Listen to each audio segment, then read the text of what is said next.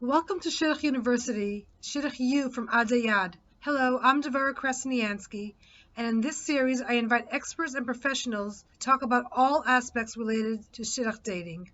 Today we're talking about How Do I Know This Is the One with Mayer Zuckerman, a licensed therapist with lots of experience working with young people in dating and relationships.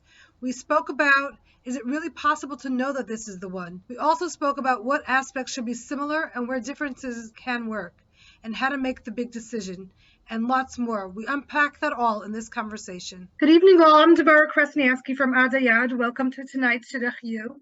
Tonight we have a very important topic, and I'm really grateful to Mayer Zuckerman for talking to us about this important topic about how do I know if this is the one.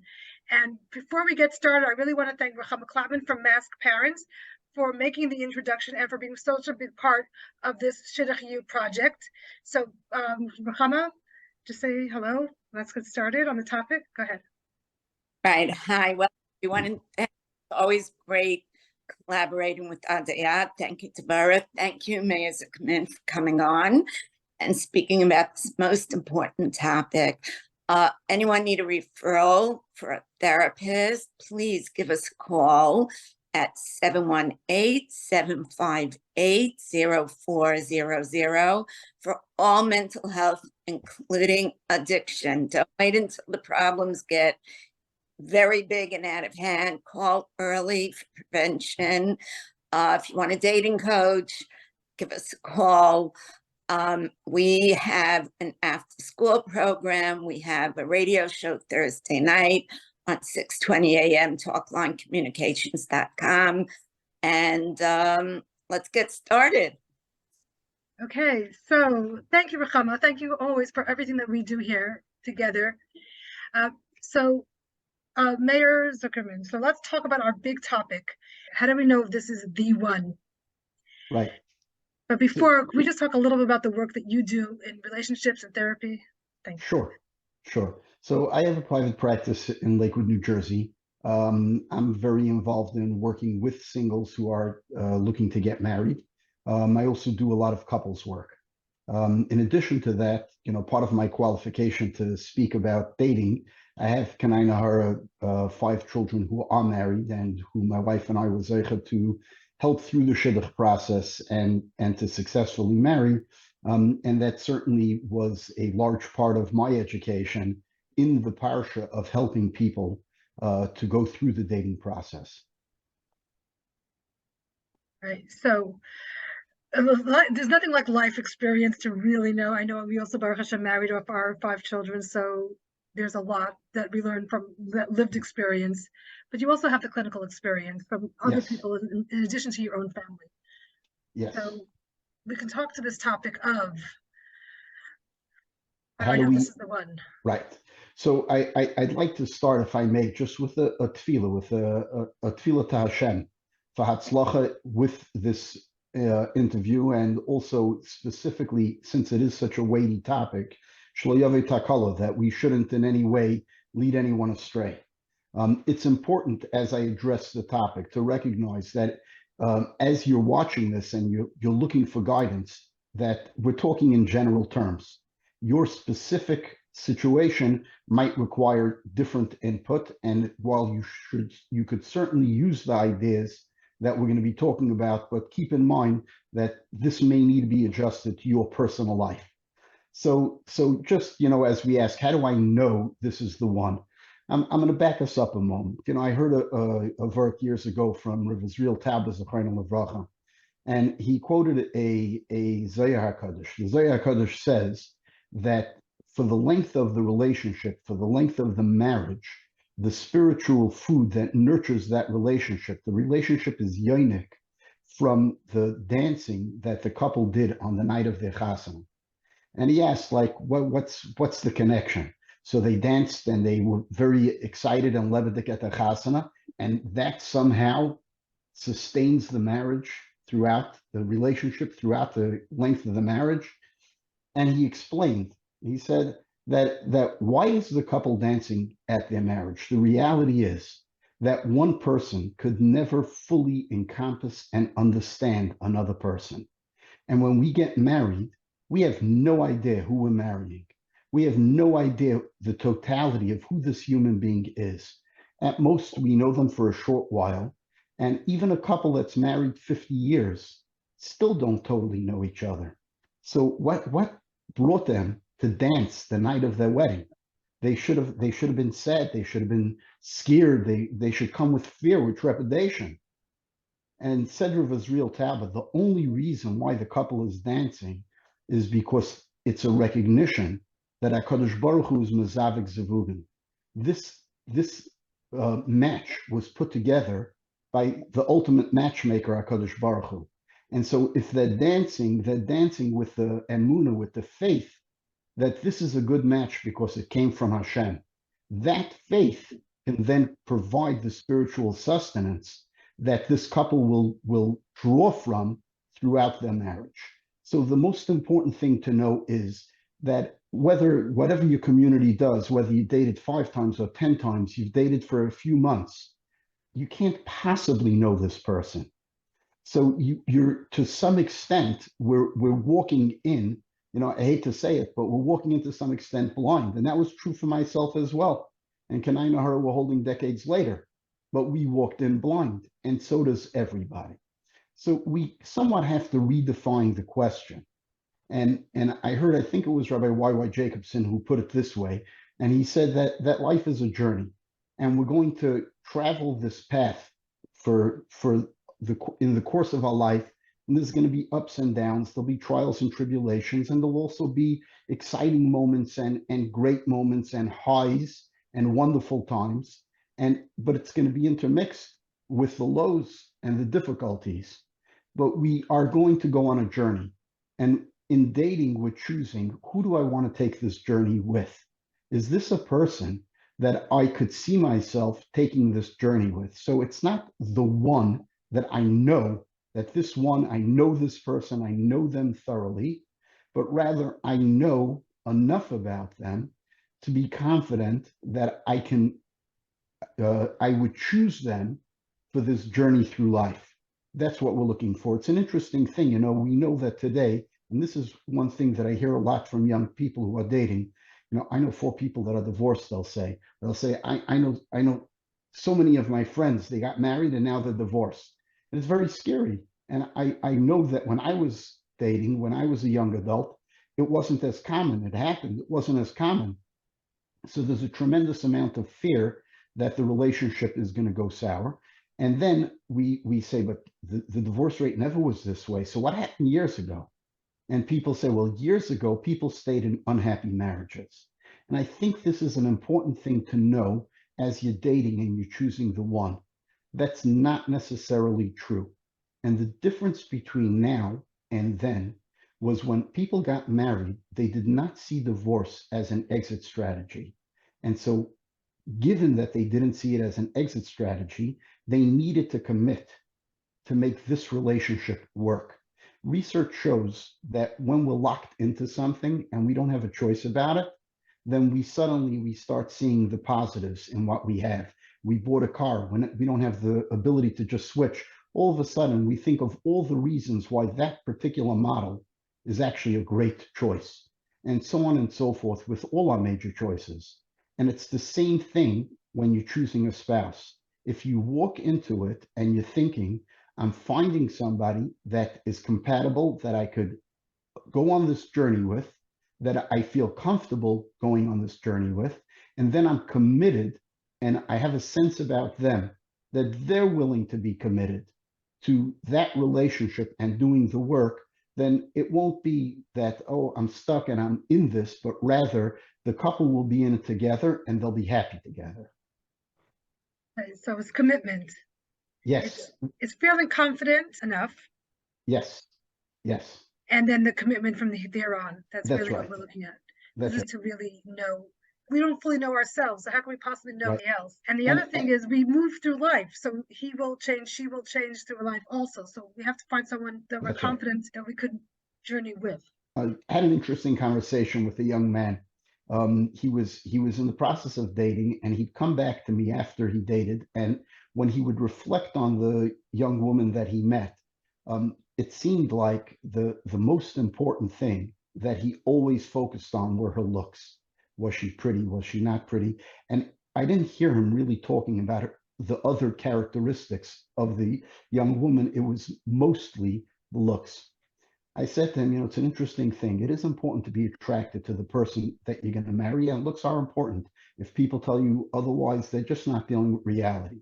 So, but if you dated a young woman, and I'm saying it from a guy talking about young women, it goes the other way as well. If you dated a young woman, and she's beautiful, she's physically attractive, okay. If she's kind at 20, she's likely going to be kind at 40, at 60, and at 80. If she has a sense of humor, chances are she'll retain it. If she's caring at 20, she'll be so at 40, at 60, at 80. There's one characteristic of this young person that you could be sure is not going to remain the same. The way they look at 20 is not the way they'll look at 40, 60, and 80. Yes, it's important, but what are you focusing on? When you are dating someone, it is important that there should be attraction. But when you're looking at their character and you see character that you're attracted to, you see things about them in their personality that is just something that really speaks to you, it resonates with you. Those are the characteristics that you need to look at. And then, like you had pointed out, no, they're not going to remain the same throughout life, but chances are those core personality traits are going to be there. And if they're there now, you could be fairly confident that the underlying character will remain the same down the road. That's personality. Right. So what else are we looking for? So we want personality of a good medium, a personality that works well enough with you. Not exactly the same, because that's not necessarily even a recipe for greatness. Is when you're exactly the same. Right. Actually, it's important that you not be exactly the same. So, and this is where it gets a little bit tricky. So first, let me say that I'm a big believer in research. I don't think you need to hire the FBI. You don't have to get every little detail. And a lot of times, they have always the Purim spiel that has the joke about the things that people are asking. And often people are not asking the right things. But if you do the correct research, and so the process of getting to the one begins before the couple ever meet. And on basics, there should be compatibility. On basics, they should be alike. However, if they're exactly alike, that's a problem. If you have two loud, outgoing people, who's going to be listening? If you have two quiet people who rarely talk, it's going to be boring. And how are things going to get done? So on many characteristics, it's good to have a mix, a blend of two different types. However, on certain basics, it's not a good idea. So, for instance, I've had some of these are very important. For instance, on finances, you have someone who's a big spender. They're quick to give out money and to do. You have someone who is very much holding on to their money. Now, it's nice to have a blend, but if the range is extreme, well, one of the biggest topics for fights between couples is money. And this couple is going to fight. I've had instances where couples come in for marriage counseling, and he loves the outdoors. He wants to hike. He wants to do active things. That's all he's interested in. And she's more of a couch potato. She likes to do things that don't require a lot of activity, and it becomes a problem. Can it work? It absolutely can.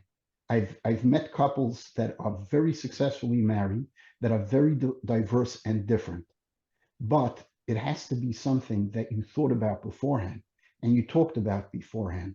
It's something that would come up in the course of the dating, and then you could be successful in that type of relationship, provided that it was something that you considered and thought about beforehand.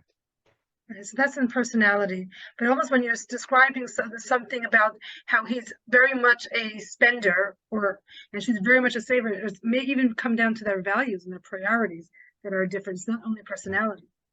Good, correct. So thank you for taking me into the values. Values are important. When a couple, you've done the research beforehand.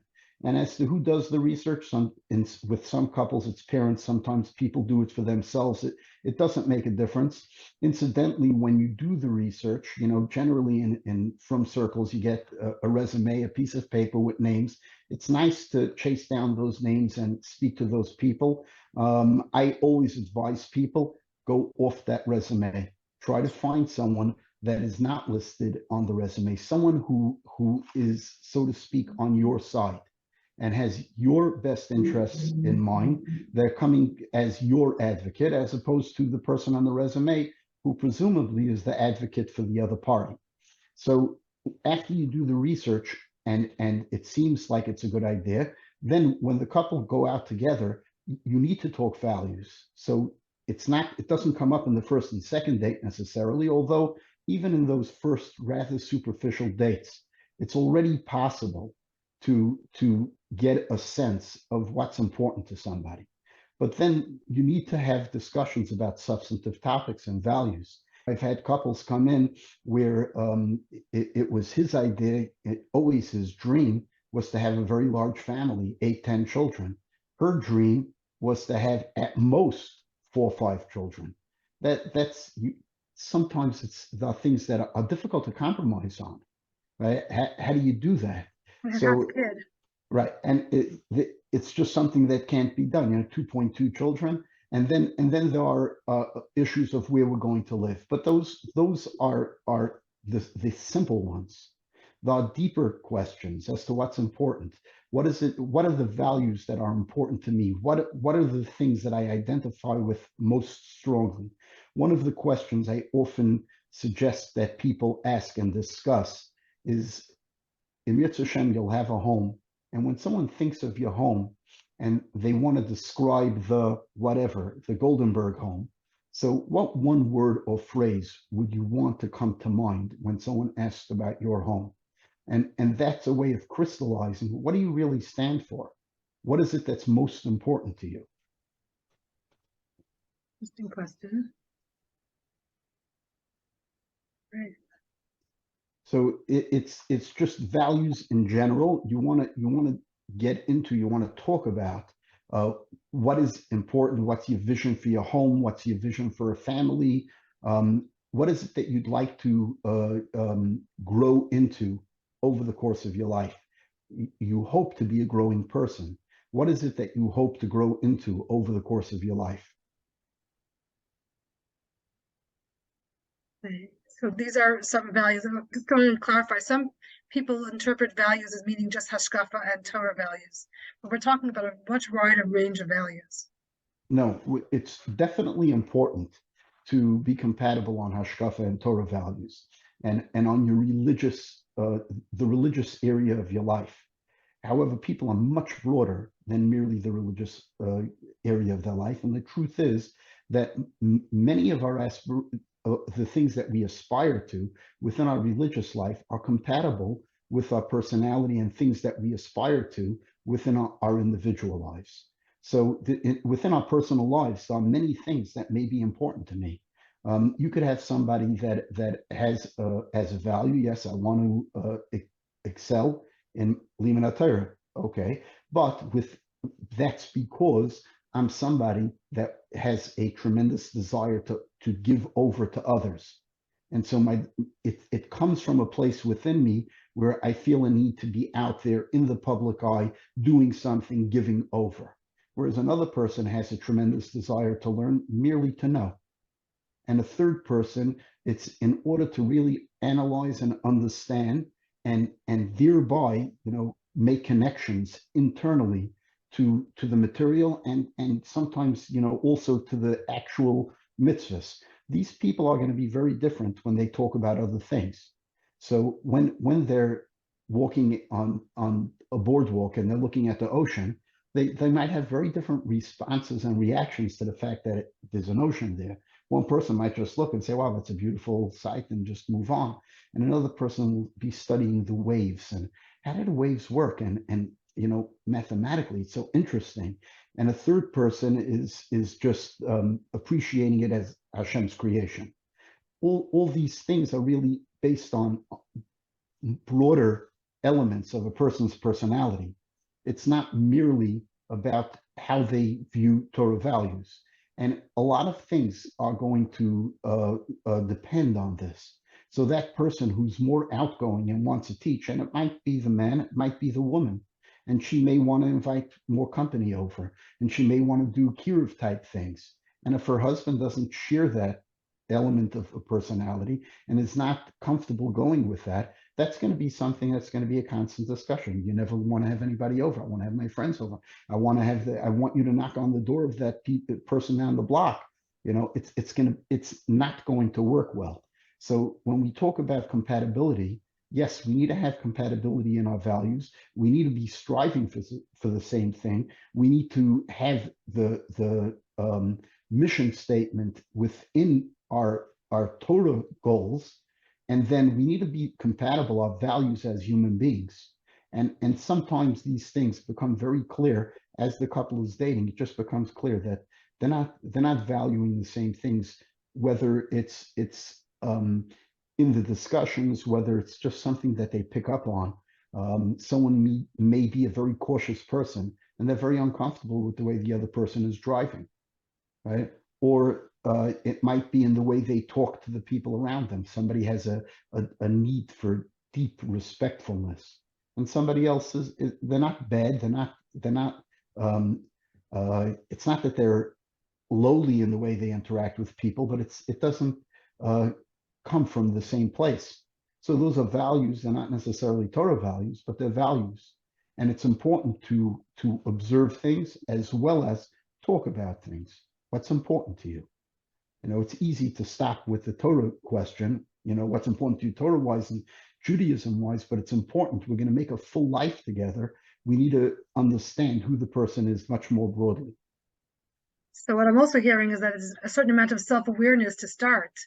You could be able to have that conversation. So you want to learn, but I'm using your example, what's behind it. Yeah. What about the learning is so intriguing, so exciting to you? And some people may not yet have an answer. So I think it's important to do some self-reflection or some conversation or journaling or however you're going to get to your own core. Absolutely. And this goes back to the developmental stages, because as we begin the dating process, in most instances in the frum world, we're at the stage of young adulthood. So we've come out of adolescence. In adolescence, the goal for the person is to achieve their own identity. So identity formation really takes place during adolescence. And hopefully we've been successful in figuring out who we are. And before we could decide, what am I looking for? Who is the one for what? The one for me, who am I? Right? It's the well-known mashal of someone goes into a train station and asks for a ticket, and they say, to where? I just want a ticket. You sell the tickets, give me a ticket. Makes no sense. You have to know, who are you trying to match? So I have to know who I am. And that's very important. And even though, as you pointed out before, who I am, there are many changes that are going to take place throughout the course of my life. I'm going to hopefully grow and develop and become, but who am I right now? And again, that core personality and values, I really need to understand who I am right now in order to be able to later find somebody else and then grow with them. Right. So it's who I am now and where I'm hoping to go, like Exactly. the direction I'm going. Because just using the example of hashkafa, just because you're on the same level right now, but if one is going up and one is going down, it's going to become a bigger challenge. So I think that not only where am I now, but where am I going? Yes, and the fact that I believe I should be going, and to what extent I should be going, because the people that have a variance on how much they desire to grow. There are some people that are very much determined and growth oriented and focused. Other people they would like to grow, but not too fast, at a slower clip. Let me have a pace that's more comfortable. So you need to be that is one of the topics that definitely should be discussed, and so that people could figure out if they match. I do want to say, and this is a very important thing. When we're trying to figure ourselves out, And oftentimes it comes up also when we're trying to figure out, is this the one? How do I know? So oftentimes it's worthwhile to talk it over with somebody else. So I want to just address a couple of points in regards to that.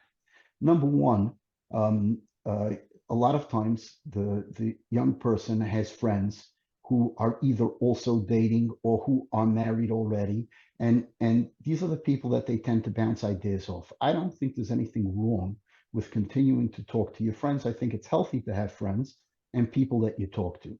However, they may not be the best person to solely rely on to make a decision of this nature, because that person that usually will at most have the experience of successfully marrying one person, and they don't have the broad experience of seeing many people successfully going through the dating process. So I wouldn't tell someone not to discuss it with a friend, but at the same time to recognize, and this is not, I hope that it doesn't sound, like I'm denigrating young people, I'm talking down to them. I'm certainly not. I think that if you're old enough to be dating, you're mature enough then that you could make a decision on your own as to who to marry. And it has to be your decision. I'm just suggesting that as you go through that process, it is important to have somebody that you could talk the whole thing through with. And for many people, those are their parents.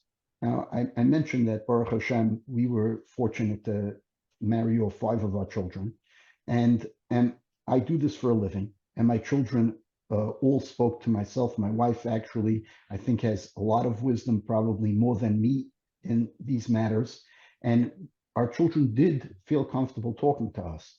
However, we encouraged all of them to also have an outside guide or mentor, whether it was a Rebbe or a Rosh Hashiva or a Rav or a teacher from seminary or a teacher from school, somebody else that the person could speak to as well, the young person could speak to as well.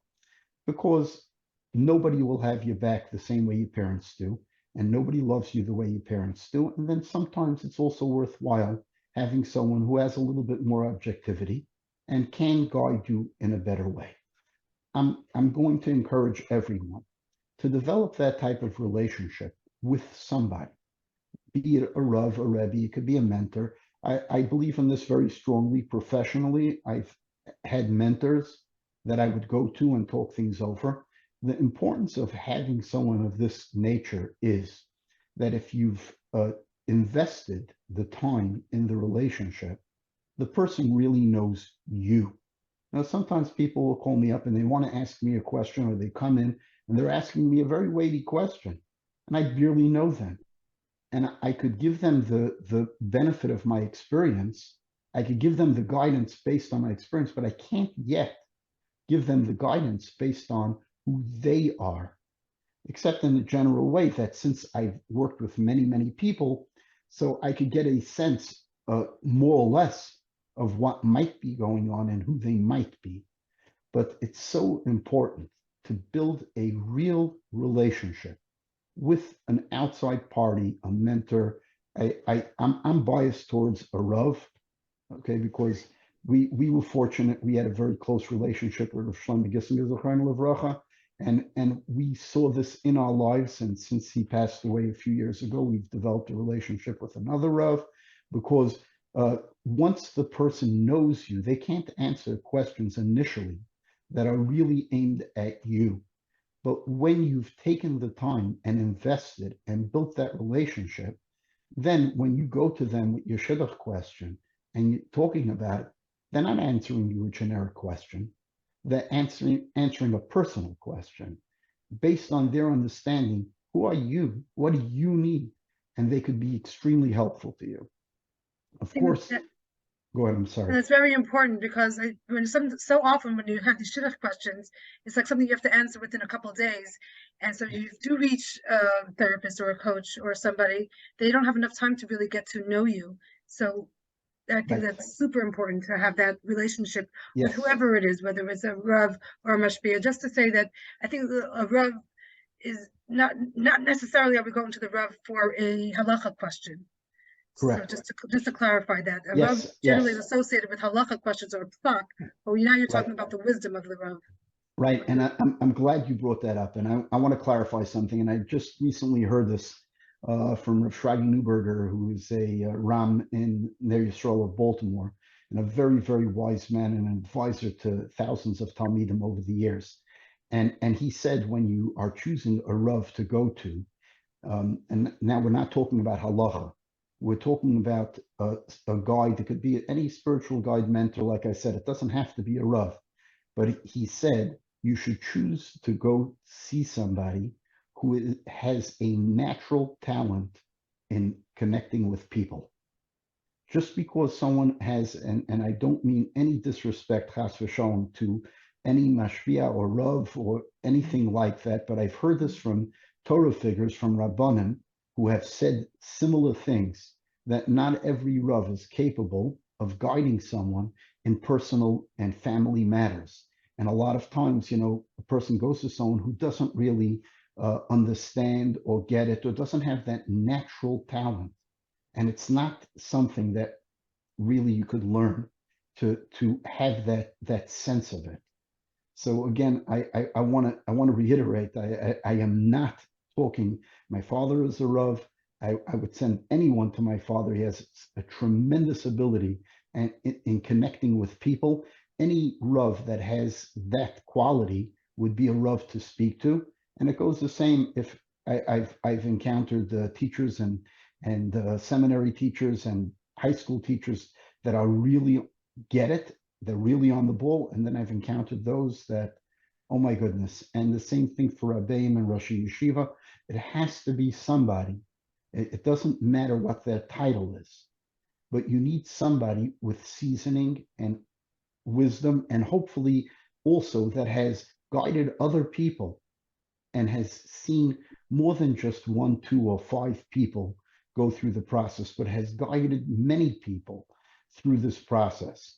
And when you speak to someone like that, and you have the advantage as well that they know you, then they could really help you and guide you on your path, as opposed to if you're speaking to somebody and it's just the first time. They may be brilliant and wonderful, but they can't really help you in the same way. And so I don't think that I could speak strongly enough about this topic, but I think, when we were saying before about knowing yourself, this is part of your preparation for life. It's not only a preparation for dating. It's a good idea to build that type of relationship. Again, I said, in my professional life, in my personal life, I've always strived to find these types of mentors that I could pick up the phone and I could give them a call and talk over something. And I want to be clear that they will not make the decision for you. Is this the one? If they're willing to make that decision for you, that is a sign they are not the type of mentor I was talking about.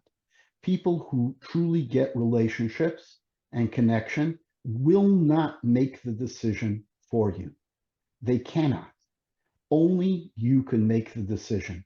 You should never let anybody browbeat you. You should never let anybody dismiss your fears and misgivings. We need to talk in more detail about those worries that do come up. But if you are not feeling comfortable that you're ready to go ahead with this one, it doesn't matter if you have a panel of the 10 biggest or 100 biggest experts in the world. They're not the ones who are going to stand under the chuppah. They cannot make that decision for you. You must be confident in yourself. If you're ready to get married, you can make this decision and you can make it successfully. And nobody has the right to take that away from you. Totally. I just wanted to add to that. If you don't feel comfortable with whoever you are speaking with, as you're trying to find your Rav or your Mashkiach, your Mashpia, you could push back a little and see how that works, because they're not supposed to be telling you what to do. They should be asking good questions, and you can say that it doesn't resonate with me, or it doesn't sound right. And that's the relationship you should anyway be having. Yes. And that's absolutely true. And one of the things when I say that you should be getting someone like this, so let's say you've had a connection with someone in your life and you think maybe they could fit that role. So even if you've previously been connected or know them, it doesn't mean that automatically they could step into that role. And you might go to them and talk something over with them. If you feel comfortable, then you could go and speak to them again about something else. And over time, you'll build that relationship. But I kind of say it's like doing a test drive. So if you do a test drive and it didn't feel right, the car didn't, something about the way the car drove or the way this particular seat is or whatever. So if it doesn't fit, what do? So you go look for another one. And it's the same thing when you're trying to find someone to fit this role. It's also the same thing with a therapist. People come to see me. Not everybody who comes to see me is compatible and works well with me. So they go on to somebody else. That's totally fine. That's the way of the world. It is important that you feel comfortable with this mentor, and it's also important to feel comfortable with the person that you're choosing to spend the rest of your life with. I have to say, I've had couples come into me with big shalom bias problems, and part of the problem was that there was information that was not given over. Now, I want to say that sometimes the information was given to somebody else. I've had instances where the parents were told something and then chose not to tell the child because they decided it was best for the child to go forward with the shidduch. Or a teacher did this and decided it's not best for this person to have this, and it's better that they have that. And so they suppressed information or convinced them that the information which was available to the mentor was not so. And I hate to say it, they lied. They lied in the best interest of the young person. But now the young person is married and they're not happy with it. It's so unfair and it's so wrong. It's so wrong. And I actually had a young woman say to me, I think if they would have told me this beforehand, I probably would have been okay. I think they might have been right. But because of the way it came about, I just can't be happy with this. And we were able to help her to get past that. But it was so difficult and with such pain and hurt and fighting that wasn't necessary. It wasn't necessary. And it could have been avoided by not taking away from the young person the right to make their own decision. I could tell you that during the time that my own children were dating, there were times that my wife and I found out a piece of information and we went to Rabbi Gissinger, Zechariah Levracha, to discuss it. And the Rav told us, it is a matter of concern. It's not a deal breaker. Take it to the young person and give it to them as a piece of information. Don't give too much or too little, but make sure that they're aware of the entirety of the piece of information and let them decide for themselves how they want to proceed. And it worked. There were times that they decided to go forward. There were times that it was a piece of information that was significant enough they decided not to go forward, but it wasn't our right to decide for them. Only they could decide for themselves. But isn't it also a piece of that, whoever has that piece of information or that, to make sure that they share it and that they know that the other person accepts it? A big part of dating is to make sure that you're accepted by the other person. So it's everyone's responsibility. So this is the way I choose to look at this. If there is something about yourself, you're dating, and there's something about yourself that if the other party were aware of it, they would be hesitant to marry you, and you want to get married, don't say a word. However, if you want to be married, you better make sure to tell them, because you could get married and hide that fact from them. And then the moment that they find out, and they'll find out, because this is some of those times you hear about a divorce that took place the week after Sheva Brachos. This is what happened. somebody suppressed information. So it'll be good. You'll get married, but you're not going to be married. And even if you come after the wedding and you tell them, at that point already, the trust is broken. And a marriage is built on trust. We need to be committed to each other. We need to know that we have the other person. They have our back. We have their back, and we're one unit. And that could never happen if there's no trust. So if you have something about yourself that the other party would want to know about, you should tell it to them. Now, this is very important. I've had instances where I was treating someone before they were dating, and they have some, let's say, a mental illness that the other party would want to know about, or a struggle or a challenge the other party would want to know about. And they go out, and we tell people to tell about it after the third or fourth date. And they would tell the person after 3 dates it's going really well. They tell the person, and the shidduch is off. The other party backs out. And it happens a second time and a third time. And then the person comes, and I've had more than one person come to me and say, this is too painful. I invest myself and I try. And it just goes to the third or fourth date. And then boom, it's off. I want to just tell it right up front. This way I get it out of the way. I always advise people, for the most part, I advise people not to do that, to wait till the third or fourth date, even though it means that you did invest yourself somewhat. And the reason is, if I give you a negative piece of information about myself, and that's the only piece of information you know about me, you only have one thing to decide on. Do you want this or not? But you don't know. You don't know about my sense of humor. You don't know about my caring. You don't know about my thoughtfulness. You don't know anything else about me. There's nowhere for you to put that piece of information. Based on that one piece of information, the answer is no.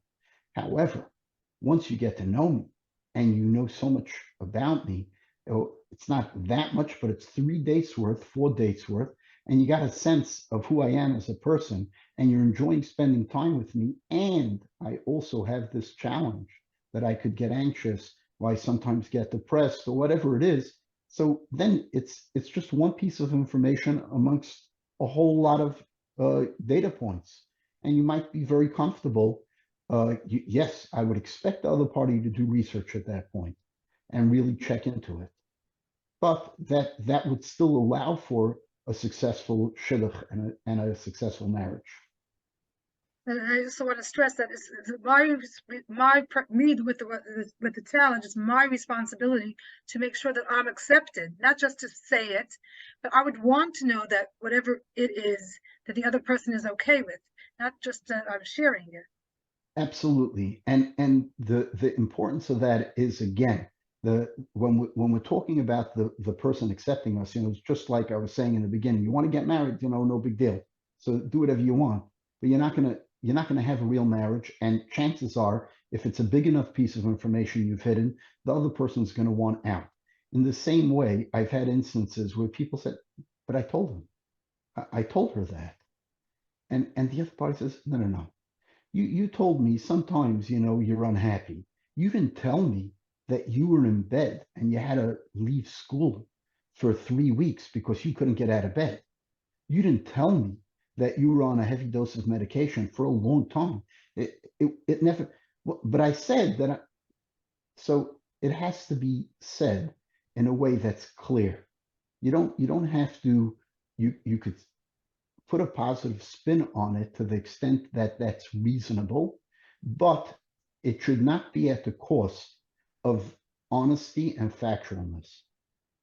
You need to be very clear as to what is actually going on, and you need to also give the person the means by which to get further information. I think that's very important. Whatever it is, last year we did a series of different talks about if you have trauma in your history, or if you have mental illness, or you have addiction. So we'll put those in the show notes, links to all of those, because there's a lot to talk about and how to talk about it and how to provide information for the other person. And also in those talks, it's like if someone just shares that with you, what to do about Sure. that. So Mhm. we covered that. Okay, good. Okay. So we had a few other questions that came in. Sure. I generally have a hard time making decisions. I'm the type that buys and returns and second guesses that this is the biggest decision of my life, and I can't bring myself to commit, but I don't want this relationship to end. How do I decide? Okay. So the person who wrote this question is on the right track. They know themselves and they understand themselves. And that's very important. We were saying before about self-knowledge, and here's an instance where self-knowledge helps a lot. There are some people that are very confident in general in their decision making. This is a big decision, and so they still need to take it with the proper importance and slow it down. But if you know about yourself that you have a difficult time with decisions, and you constantly have a hard time deciding on things, well, that's input to the question as to whether this is the right person. It's possible that you're just nervous because you tend to be nervous, and you're wondering about it and back and forth because that's how you always are with decisions. You still need to again be able to figure it out in this case. It is an important decision. So I don't want to minimize that and say, no, think of it as not an important decision. But sometimes when we build it up so big, then it becomes difficult to just look at this right here, at the factors right here. So let's go back to the beginning. Nobody knows that this is the right one. Nobody ever knows that this is the right one. That is the nature of life, is we live with uncertainty. And if I once heard a speaker say, I don't remember who it was, I wish I did so I could quote it, but the speaker said that rather than think of it as a decision, I'm marrying this person for life, would you be willing to marry this person for a week? Okay, so it lowers the threshold in your mind. Now, I don't have to worry about my whole life. So now I could look at it a little bit more objectively. Would you be willing to marry this person for a week? And if you would be willing to marry this person for a week, then likely this person is really someone who does meet the criteria for you. And then in that case, you could likely go ahead. Okay. I'm not telling you go ahead because I don't know you or your particular situation, but I think that being aware of the fact that this is a struggle of yours in decision making maybe would help to just remove some of that, take out some of that anxiety. Would it be helpful to talk to somebody and talk it out and just and or have somebody else meet you as a couple? Like do something so the Sure. decision is not only made by the young Absolutely. person. Absolutely. And again, that goes back to what we were discussing before, having a good mentor and advisor. Yes, perhaps have people, another person see you. A lot of times, if you have developed that kind of relationship with a mentor, as a therapist, I've had people who I've worked with for a while who, when they were dating and it was getting towards the point where they were considering getting engaged, they brought the other party. I generally see young men. I don't see a lot of young women, except in shidduch situations. I sometimes do, but in general, I'm working. If I was working with someone long term, it would have been a young man, and then he brought the young woman in, and we sat together and we schmoozed, and it was very helpful to have an outside party who actually knew him well have an opportunity to meet with the person for a period of time. I should say that I've had other situations that came to me where, and this is particularly with people who have been dating a very long time. So when you have people, let's say, who are in their 30s and they've been dating so long, and it's very difficult then to make decisions. And also, when I say make decisions, it's not only difficult to say yes, it's difficult to say no, because you have so much invested already at that point, and you've seen so many people, and he might be the one, and she might be the one, how could I say no? So I've had instances where couples have come in, the couple themselves make an appointment, they come in, I give them a double session, I spend time with them together, I spend time with each one of them alone, and then I spend time with them together again. and just help them clarify their thinking. Again, never to make a decision for somebody else, but to help them clarify their thinking. And what I have had happen over the years is some of those shidduchim then went forward and that couple got married. And in other instances, it helped them clarify that this doesn't really make sense. Now that I ran it by a third party, someone who could see it from the outside, I know for myself, this isn't for me. And they then proceeded to split up. Right. So I think it makes sense, even though it may not be the community norms, but you have something that you yourself need to work out. There's no real rule that it cannot be meeting with other people. And I think there's a lot of benefit, especially if someone is really trying to figure it out. So that can be Yes. actually very helpful. Right. So about community norms, I'm for the most part, I'm a conventionalist, but not at the cost of common sense. And there are, for every rule, there's an exception.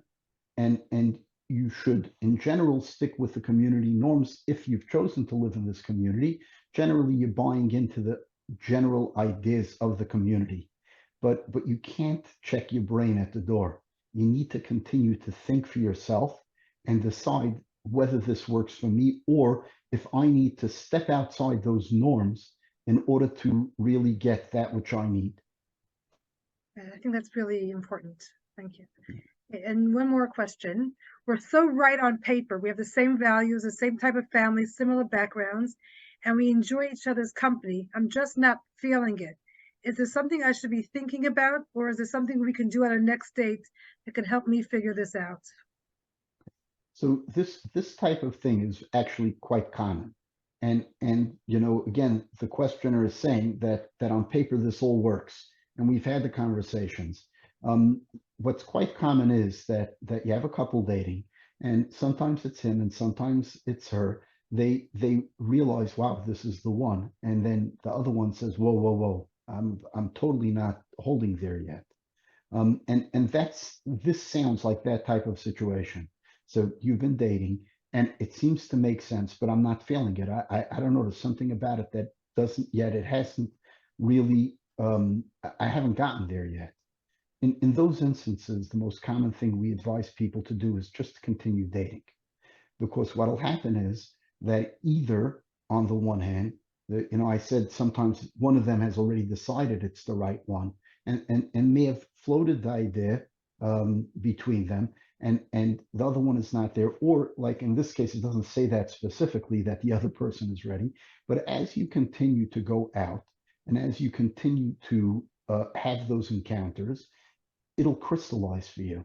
And that may mean it'll crystallize, hey, this is the right one, or it may crystallize, oh, no, this is not for me.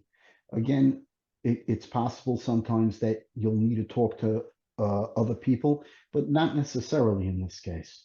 In this case, just the fact of continuing to see the other person and without the pressure, different communities are different norms, like we were saying before. How many times should a couple date before they get engaged?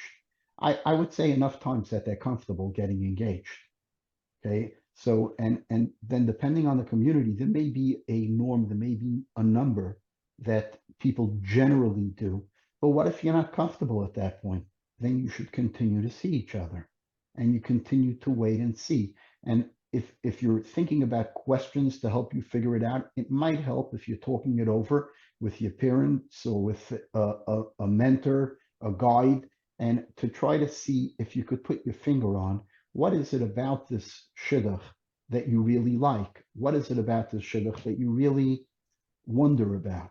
And generally, what I've helped people do over the years is design a question to answer. Like sometimes the person just got this sense that the other party is a bit lackadaisical and is not really responsible.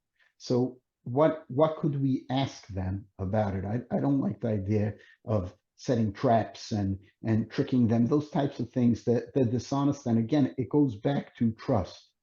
Would you be happy? Would you be comfortable married to someone who does things like that to you? And instead to just design a question that would or a topic that would just take us towards that thing and then see what the person has to say. So, for the other person who doesn't have a specific thing, they just really want to maybe get comfortable with the whole idea of marriage. Like a month ago, I didn't even know you, and like it's just huge. But they really covered all the information that they really need to know. So, would they be having more conversations or doing things that could help them feel more comfortable as a couple? So I think that, first of all, in the dating process, what do you do when you go on dates? So in a lot of our couples, they go to lounges in the beginning, but that's pretty boring. Although I have to say that I know couples that they just love the idea of lounge, and they never expanded the repertoire beyond that. It worked for them. So it's specific to the individual. Again, you don't have to follow the norm. But usually couples will also do other types of things, see each other in a more casual way, in a more casual setting, I mean, try to see how the person is in different ways. Remember, if we really needed to get to know the person thoroughly in order to marry them, none of this would make any sense. That's why to start designing additional ways, I'm going to get to know them like this and like that, you're not getting to know them that way. You need to know their character and what they're about and where they're headed, but you're never going to know them. So when I say to continue the dating process, I would just continue the dating process. So if they were going out already, they are going out to eat, they're catching a dessert, whatever it is they're doing, some activity date, it's all good. It doesn't really make a difference, because it's the process of spending more time around the person. And in my experience, that generally helps the person, whatever it is that's going on, to crystallize, whether they decide they want in or they decide they want out. It'll usually come with some more time together. It does happen sometimes where people literally get stuck. They've gone out 7, 8, 10 times, and they have no idea where they are. Those instances, you must speak to somebody else. Generally, by the way, at a certain point, the other party is getting impatient with you. If you don't figure yourself out at a certain point, they can't risk their heart that far. Like, okay, you need to decide. So you're anyway going to be up against it. And by the way, going back also to that person who finds they have a difficult time making decisions, I've had instances where someone says, I'll just keep dating, and if they drop me, so they drop me, so I don't have to decide. That's also a decision. You're deciding to continue dating until the other person breaks off, meaning you've decided to break it off. So then you're not being responsible by allowing that other person, to lead them along. It's just not fair. So if you find yourself in a place where you really are just caught and you can't decide, that is a sign you must talk to somebody and talk it through, and really talk it through. Talk out both sides of it, not just, well, should I marry them? Or maybe I should get, so talk out both sides of it. It's almost like making a balance sheet, the positives and the negatives, and then seeing what it is. A lot of times it's possible to figure out what is that niggling doubt over there. And again, you have to know that you will not absolutely know. Someone once said to me, I wish if Mashiach were here, I'd go to a Navi and he'd tell me whether I should marry her or not. I said, that wouldn't help you, because you want someone to tell you that you're going to live happily ever after. And if the Navi told you to marry her, he wouldn't be telling you you're never going to have difficulties. He's just going to be telling you that Hashem planned these particular difficulties for you. Regardless, you're going to have arguments and fights, and you're going to have moments of regret, and you're going to have moments of absolute ecstasy and happiness. That's part of what being married is. It's about life. It's about living. So you're going to have all of that. A Navi would at least remove that doubt. Well, this particular challenge is the one that was intended for me. And that takes us all the way back to the beginning, that question of commitment. Once you made that decision, that's it. I'm with this person through thick and thin, and it doesn't make a difference. I know I'm going to have difficulties. I know there will be rough patches, but I have decided that I am going to make it work regardless. And if you have two people that are willing to do that, then it's reasonable to take the leap and to be, not that you're going to live happily ever after. You will not be happy all the time, but that you could live together ever after. Amen. I think that's a really great way to wrap that up. So thank you. So if I may, just to end, first of all, I would like to say a tefillah to Hashem that everybody in Klal Yisrael who's looking for a zivug, and particularly the people who are watching this, Hashem should help you and you should find your correct zivug b'karav. I just want to say two things. One, if you have been dating a while and you are continuing to look for your zivug and have not yet found that person, it is very important to continue to live your life. I've seen people put their lives on hold. I'm not going to take that trip to Eretz Yisrael. I'm not going to do that vacation because I'm dating and I'll meet the one. It's very important to continue to live. And just by way of hope, I would like to share a story about my own daughter, and she gave me permission to say it over. Actually, the couple gave me permission to say it over. But my daughter had been dating a while, and then we hit a dry spell. And a month passed, and 2 months, and it wasn't that she hadn't had a date. She hadn't had a suggestion. And we were reaching out to shidduchim 3 months, 6 months, a year, not a single date, not a single suggestion. Occasionally, we heard that people were calling her references, but nothing. 14, 16, about 18 months without a serious suggestion, and then a suggestion came. So the shidduch that came, my brother's wife was talking to a friend of hers, and the friend said that someone had gone out with this boy, and he's a really nice boy, and she wishes that she could think of a shidduch for him. And my sister-in-law said, oh, I have a niece. So one party didn't really know the boy, but knew his name. One party knew the girl, and they made the suggestion. And the suggestion came to us, and ironic, we happened to be going to Eretz Yisrael for a week. And we never, this is not a common thing for us to be going away. But they had said yes, and the suggestion came to us. I called the shadchan and I said, I just started doing my research, but we're going away for a week. Please let them know we're interested, but we can't answer yet. And it waited a week, and we came back, and she went out with him, and Baruch Hashem, they're married, and they have several children, Kanai Nahara, and it happened very quickly once it happened. You have to keep in mind, Yeshua's Hashem keherafayim. Hashem's salvation, it comes in the blink of an eye. In the blink of an eye. If you're sitting here, if you're watching this, and you're feeling discouraged, right now, your shidduch could be suggested. It could come to you today.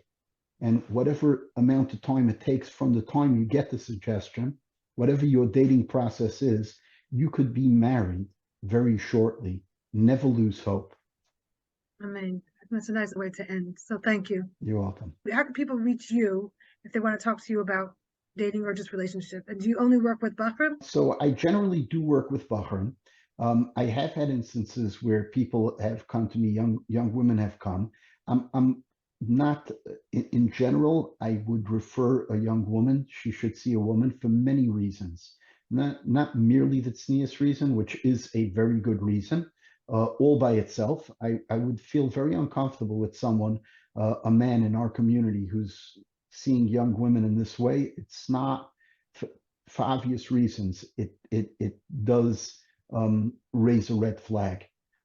At the same time, there have been times when I've gotten calls from mothers asking me, would you talk to my daughter? And in such instances, I have at times done so with the mother, not necessarily present in the room, but present in the office, because, that's more appropriate. I think also often a woman will have a better understanding of the particular concerns and the personality and just what it means to be a woman in a kala. I never had that experience, Baruch Hashem. So I'm not really qualified to do that. So generally, I'll work with a guy. I do work with a couple, including a dating couple or an engaged couple, as well as married couples. I think that's the best way to do things. Makes sense. So how can someone reach you? So my email address is Mayer, Mayer, at Mayer Zuckerman LCSW, one word, and that's MayerZuckerman LCSW.com. Okay, and we'll also have that in the show notes in case someone didn't catch that. So Sure.